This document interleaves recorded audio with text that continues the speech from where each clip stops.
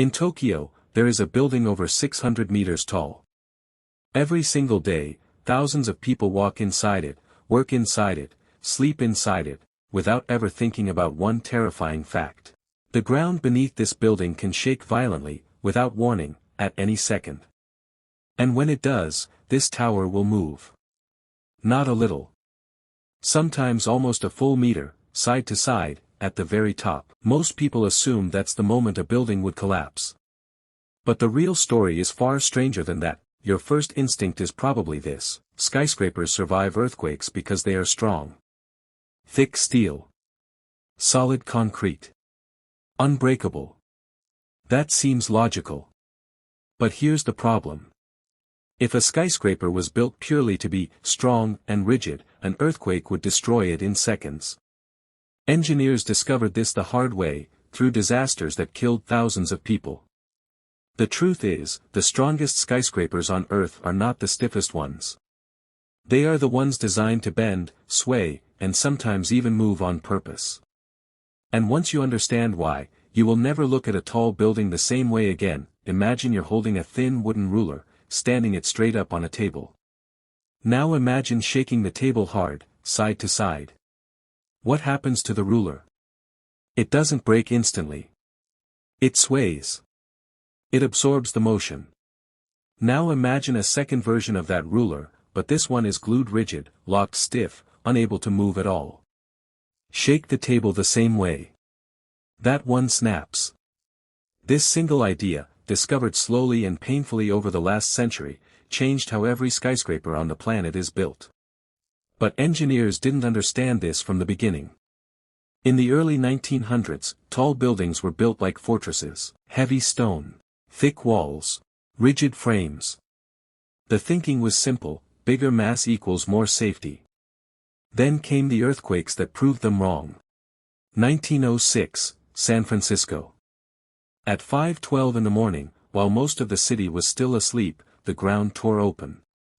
Buildings that seemed indestructible crumbled into rubble within seconds. Survivors described something that still gives engineers chills today: the ground itself moved like ocean waves, rolling across entire streets. Rigid stone buildings, the ones engineers trusted the most, were among the first to fall. But something strange happened. A small number of newer steel frame buildings, structures many experts doubted, remained standing. Not because they were heavier. Not because they were stronger in the traditional sense. They survived because they flexed. This was the first clue. But it would take decades, more disasters, and more lost lives before engineers fully understood why. And strangely enough, part of the answer had already existed for over 1,000 years, hidden in a country that had been fighting earthquakes long before modern engineering even existed. Long before steel beams or computer simulations, Japan was already building structures that could survive violent earthquakes. Wooden pagodas, some over 1,000 years old, still stand today, even after surviving hundreds of earthquakes. For centuries, nobody fully understood why. Some of these towers have a strange design detail: a massive wooden central column, running through the middle of the structure, not rigidly attached to every floor. When the ground shakes, each level of the pagoda can move slightly independently, almost like a stack of separate platforms, gently sliding against each other instead of moving as one rigid block. Modern engineers studying these ancient designs were stunned. Without any modern technology, without computers, without steel, ancient carpenters had accidentally discovered one of the most important principles in earthquake engineering: flexibility saves lives. This idea, buried in centuries-old wood, would eventually resurface in the design of the tallest, most advanced skyscrapers on Earth. But first, engineers needed to understand exactly what kind of invisible enemy they were dealing with. To understand what a skyscraper actually fights during an earthquake, picture this. An earthquake doesn't just shake a building. It sends waves through the earth, and these waves travel upward into the structure, forcing the base to move faster than the top. Now here's the terrifying part. The base of a skyscraper might jolt violently to the left. But because of something called inertia, the top of the building wants to stay exactly where it was. This creates an invisible war inside the structure. The bottom is being dragged one way. The top is resisting. If the building is too rigid, this war ends in seconds, with the structure snapping like a dry twig.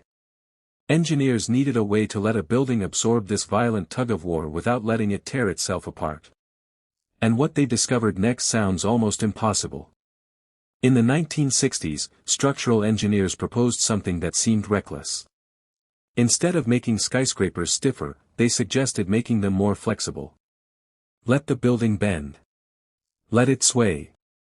Let the top of the tower move, sometimes by several feet, during a major earthquake. Many architects at the time were horrified by this idea. A swaying skyscraper sounded like a collapsing skyscraper. But the physics told a different story.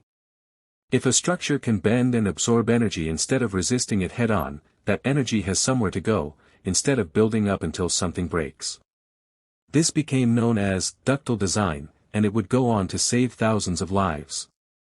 But there was still a massive problem. If a building sways too freely, the people inside will feel every terrifying movement.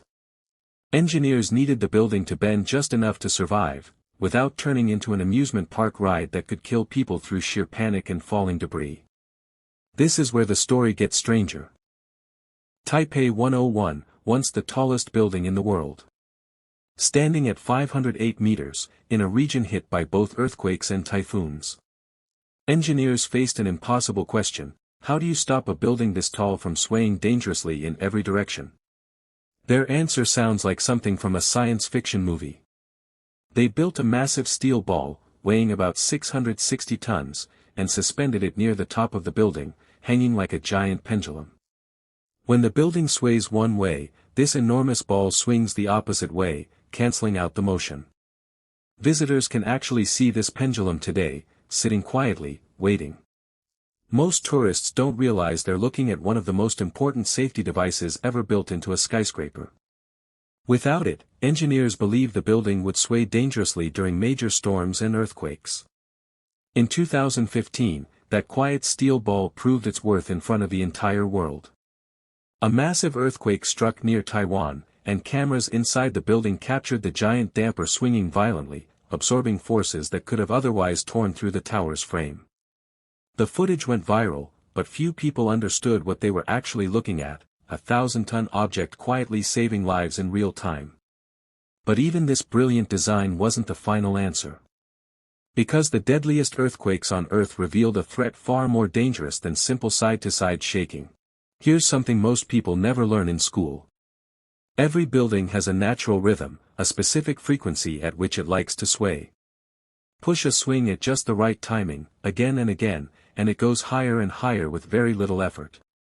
Now imagine an earthquake accidentally hitting a building at that exact same rhythm. This is called resonance, and it is one of the most dangerous events in structural engineering. If the shaking of the earth matches a building's natural frequency, the swaying doesn't just continue. It amplifies. Again and again. Growing larger with every wave. In the 1985 Mexico City earthquake, this nightmare became real.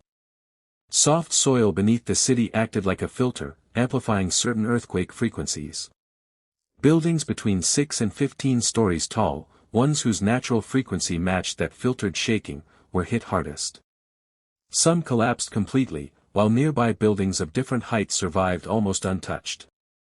Engineers studying the wreckage realized something chilling. Height alone didn't decide which buildings survived. Frequency did. A building just a few floors taller or shorter than its collapsed neighbor could walk away almost undamaged, simply because its rhythm didn't match the earthquake's rhythm. This discovery forced a complete rethink of how skyscrapers are engineered, especially in earthquake zones. From that point forward, no structure could simply be designed for strength alone. Every new skyscraper now had to be tested against an invisible rhythm buried deep within the earth itself. So how do you protect a building from an enemy you cannot see, hear, or predict? Engineers developed multiple defenses, each one addressing a different part of the threat. The first is called a base isolator. Picture giant rubber and steel pads, placed directly beneath a building's foundation. During an earthquake, the ground can shake violently, but the base isolators absorb much of that motion before it ever reaches the building itself. It's like placing the entire structure on a giant cushioned platform.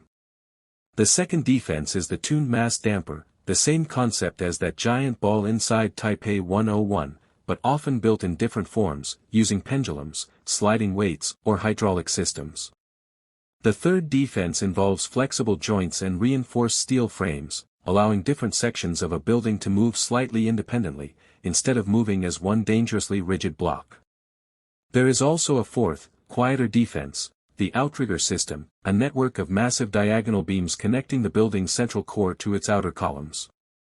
Think of it like a tree using its roots to brace against strong wind, spreading force outward instead of letting it concentrate in one place. Each system alone helps. Combined together, they transform a skyscraper from a fragile tower into something closer to a living structure, one that bends, absorbs, and adapts under extreme stress. But designing these systems on paper is one thing. Trusting them with human lives is another. Behind every calculation, every steel beam, every safety system, there are engineers who carry an enormous weight. Because if their math is wrong, people die. After the devastating 1995 earthquake in Kobe, Japan, structural engineers walked through collapsed buildings, examining twisted steel and shattered concrete, trying to understand exactly where their designs had failed. Some of what they found haunted them. Certain welding techniques, once considered standard practice, had failed under repeated stress in ways nobody had predicted. Support columns believed to be strong enough, cracked in patterns nobody expected. For these engineers, this wasn't an abstract academic problem. It was walking through the wreckage of buildings they had once trusted with human lives. One structural inspector later described the experience of standing beneath a collapsed overpass, staring at a support column he had personally approved years earlier, and wondering what he had missed. This tragedy became one of the driving forces behind massive improvements in seismic design, not just in Japan, but across the entire world. Every safer skyscraper built after Kobe carries a quiet debt to the lessons learned from that devastating morning. And it wasn't the last time engineers would be forced to confront failure in the most painful way possible. Not every threat to a skyscraper comes from violent shaking. Sometimes, the danger is slower, quieter, and just as frightening. In San Francisco, a luxury residential tower known as the Millennium Tower was completed with modern engineering, expensive materials, and full confidence in its design. Then, slowly, residents began to notice something deeply unsettling. The building was sinking. Not just sinking, but tilting, leaning several inches to one side as its foundation settled unevenly into the soft soil beneath it. In a region famous for earthquakes, a slowly tilting skyscraper raised terrifying questions. Would its safety systems still function correctly if the entire structure was no longer perfectly vertical? Engineers scrambled to design solutions, including drilling deep piles beneath the building to anchor it into more stable rock far below. The story of this tower became a stark reminder. Surviving an earthquake isn't only about resisting shaking. It's about understanding the ground itself, the invisible foundation upon which every single skyscraper depends. Today, the tallest building on Earth, the Burj Khalifa, rises more than 828 meters into the sky. To put that into perspective, if you stacked more than 2 Eiffel Towers on top of each other, you still wouldn't reach its height. A structure this massive faces forces that seem almost impossible to manage. Wind alone can push against it with tremendous force. Add the possibility of seismic activity, and the engineering challenge becomes staggering. Yet the building was designed with a Y-shaped floor plan, specifically to disrupt wind patterns and reduce the sway caused by powerful gusts. Deep underground, reinforced concrete piles anchor the structure into the earth, spreading its immense weight and helping it withstand ground movement. In Shanghai, another engineering marvel tells a similar story. The Shanghai Tower, twisting gracefully as it rises, was designed with a spiraling outer shape specifically to reduce wind loads by nearly 24%, an invisible advantage that also helps the structure handle seismic forces more efficiently.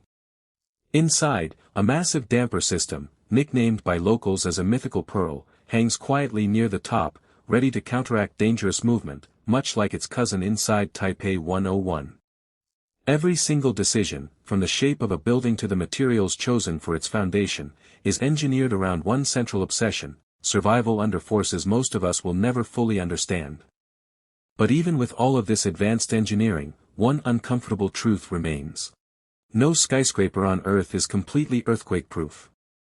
Engineers don't design buildings to survive every possible earthquake with zero damage. Instead, most modern skyscrapers are designed around a different goal entirely: survivability, not perfection. The goal is simple, but sobering. During a massive earthquake, a well-designed skyscraper may be damaged. Cracks may appear. Some structural elements may need repair or replacement afterward. But the building should not collapse, giving everyone inside enough time to escape. This means every glowing skyscraper you see lighting up a city skyline at night was never built to be indestructible. It was built to bend, to absorb, and to buy time for thousands of human lives to reach safety. Even the engineers who designed these towers openly admit something unsettling: no computer model can perfectly predict how the Earth will move next. Every calculation is really an educated guess, refined by decades of disaster, built on the lessons paid for by every collapsed building before it. Picture the moment right after a major earthquake ends. Inside a skyscraper equipped with modern seismic technology, the giant tuned mass damper is still slowly swinging, gradually losing energy, like a giant pendulum coming to rest. Deep beneath the foundation, base isolators that absorbed violent motion begin settling back into position, quietly resetting themselves for whatever comes next. Structural engineers, often located far away, are already receiving live data from sensors embedded throughout the building, checking for any sign of dangerous strain in the steel frame. For the people inside, the experience might have felt like terrifying chaos: floors swaying, windows rattling, alarms sounding. But for the building itself, this was simply the system working exactly as it was designed to. Every sway, every flex, every quiet shift of a hidden steel ball was part of an invisible defense system, functioning in complete silence, protecting lives most occupants will never fully understand. Think about that for a moment. Every single day, in cities around the world, people walk into buildings that are quietly designed to survive forces capable of tearing the ground itself apart. Massive steel balls hang silently above our heads, ready to counteract movement we may never even feel. Giant rubber pads sit buried underground, prepared to absorb violence from deep within the earth. Ancient wooden towers, built over 1,000 years ago, quietly whispered the answer long before modern science caught up. And all of this happens without most of us ever noticing, thinking about it, or even knowing it's there. We built machines that touch the clouds. We built structures that can bend without breaking, sway without falling, and survive forces powerful enough to reshape entire cities. And yet, most people will walk past one of these towering achievements today, without ever looking up. The truth is simple. The buildings we walk past every single day are often far more intelligent, and far more fragile, than we ever stop to imagine.